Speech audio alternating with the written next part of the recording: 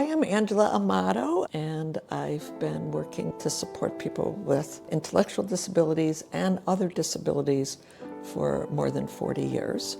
I've been focused on this issue of friendships in the community, our communities being inclusive. I've worked on that more than 35 years.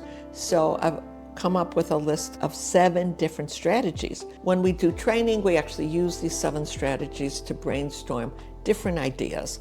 And when people get stuck, they can come back and kind of look at a particular different strategy. One of the things that really affects people's success in community building is seeing an individual who receives services as that they have something to contribute.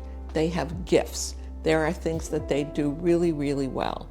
So some people have a gift of, for example, being very welcoming and hospitable. And then we look at where are people who would appreciate those persons' gifts. The other thing we look at is the importance of people's interests. We become friends with people based on interests. We get to share things together when we share particular interests.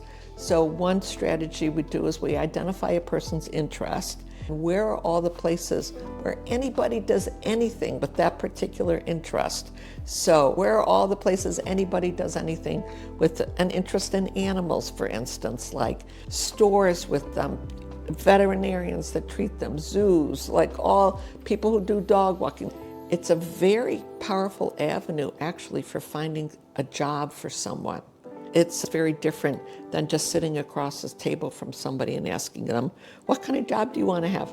No, take one of their interests and brainstorm. Where are all the places anybody does anything with that job, and see what it is that's compelling to the person.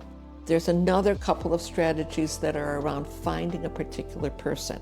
Where can we find an interested person? Where can we find somebody who might befriend this person or who might be willing to get to know them better?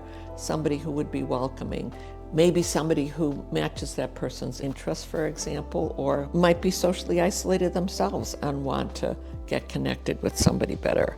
There are community places where individuals go, and usually at those places, there are community members there. And so looking for who are the people there who are more interested in this person? Who are the people that could be invited to get to know the person better? It's actually taking the people that are there and inviting them to get to know someone better, extending an invitation. The last 3 strategies are finding places of community and belonging.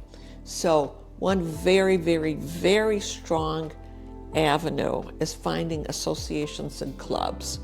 Why are associations and clubs so great? Because you see the same people in the same place over time, and where there's chances for meaningful involvement, for meaningful contribution, where people can be known and where you can get to know other people.